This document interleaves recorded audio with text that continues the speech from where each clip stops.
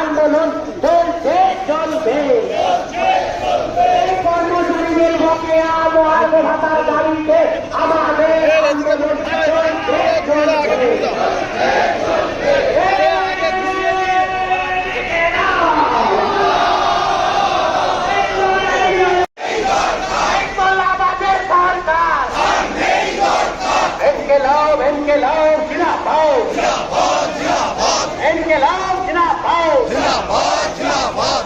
খাওয়াদের বিরুদ্ধে মেহনতি মানুষের সংগ্রাম চলছে চলবে।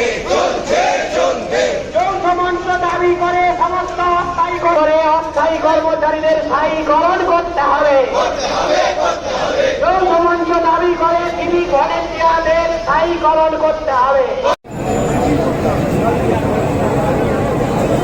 আমাদের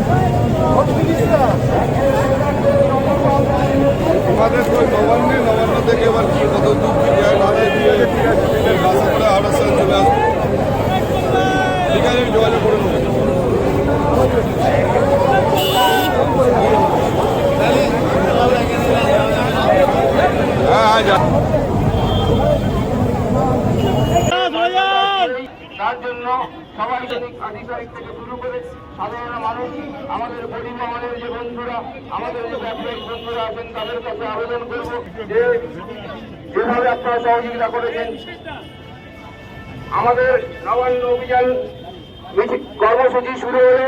নবান্ন অভিযানের কর্মসূচি সাধারণ মানুষেরও, কারণ তারাও পরিষেবা থেকে বঞ্চিত হচ্ছেন। তাই আজকে এই নবান্ন অভিযানের কর্মসূচি, এই অভিযানের কর্মসূচিকে স্বাভাবিকভাবেই এই সময় সরকারের পক্ষ থেকে যে বাধা সৃষ্টি করা হয়েছিল, মহামান্য আদালতের পক্ষ থেকে অনুমতি দেওয়া হয় এই কর্মসূচি সেভাবে মহামান্য আদালতের নির্দেশ মেনেই যে মধ্যেই একাধিকবার নবান্ন অভিযানের কর্মসূচি হয়েছে, কিন্তু সেই কর্মসূচিতে একটুর পর একটু রাস্তায় কোনো সরকারি পয়সা খরচা করে সরকারি কর্মচারীদের বিরুদ্ধে single bench, division bench, supreme court এসব চলবে? এই যুক্তিসঙ্গত ব্যাখ্যা এই রাজ্যের মুখ্যমন্ত্রী ও প্রশাসনের কাছে নেই। পুলিশ প্রশাসনে যারা আছেন তাদের বোঝা উচিত যে তারাও সরকারি কর্মচারী, তাদেরও আইন মেনে কাজ করতে হয়। সরকার বলেছে বলেই পাশবিক শক্তি দিয়ে বিরোধিতা করার যদি পরিকল্পনা হয় তাহলে বলতে হবে বাধা দিলে বাঁধবে লড়াই, মরতে হবে। কিন্তু বারে বারে যে কোনো আন্দোলন, যে কোনো মুভমেন্টের ক্ষেত্রে যেটা কমন, আজকে আদালতও তো ব্যঙ্গোক্তি করেছেন, তো প্রতিটা ক্ষেত্রে আর কি আদালতের দ্বারস্থ হতে হচ্ছে। তার কারণ প্রশাসন নেই, সামান্য সামান্য ব্যাপারে আদালতে যেতে হয়। মানুষের গণতান্ত্রিক অধিকার, ন্যূনতম গণতান্ত্রিক অধিকার যে শান্তিপূর্ণ বিক্ষোভ এবং জমায়েত। সেই শান্তিপূর্ণ বিক্ষোভ জমায়েত কোথায় হবে, কখন হবে এটা ঠিক করবেন তারাই, যারা বিক্ষোভ করবেন। সেটা পুলিশ বা প্রশাসন ঠিক করে দিতে পারে না। এই যে একটা অগণতান্ত্রিক মনোভাব, তার জন্য আজকে সব ব্যাপারে আদালতে যেতে হচ্ছে। আদালতে শতকরা 40% বেশি মামলা অপ্রয়োজনীয় মামলা, শুধুমাত্র সরকারি প্রশাসনের ব্যর্থতার জন্য আদালতে যেতে হয় গরিব মানুষকে। কিন্তু রাজ্য সরকারেরও খরচ হচ্ছে। তাই তো বললাম, জনগণের পয়সা নিয়ে উৎসব করছেন ওরা। আপনারা দেখবেন এই তলাশ বার্তা, খবর বানায় না, খবর খুঁজে বের করে। এখন থেকে তলাশ বার্তার নতুন ইউটিউব চ্যানেলে সব খবর সবার আগে। চোখ রাখুন তলাশ বার্তা ইউটিউব ও ফেসবুক চ্যানেলে। সাবস্ক্রাইব করুন তলাশ বার্তা ইউটিউব চ্যানেলটিকে।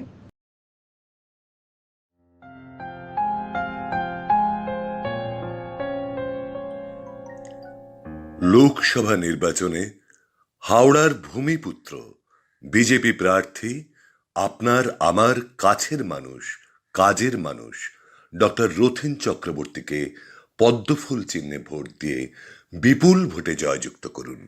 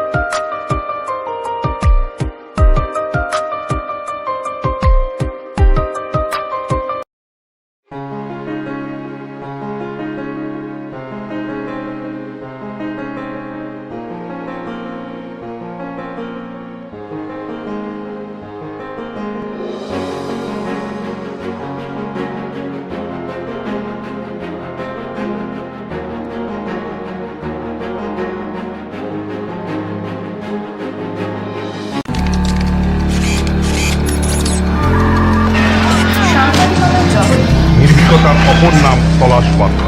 তলাশ বার্তা মানে সত্য খবর, সঠিক খবর। নির্ভীকতার অপর নাম তলাশ বার্তা। জনমানুষের সচেতনতা গড়ে তোলাই তলাশ বার্তার অঙ্গীকার। তলাশ বার্তা, খবর বানায় না, খবর খুঁজে বার করে।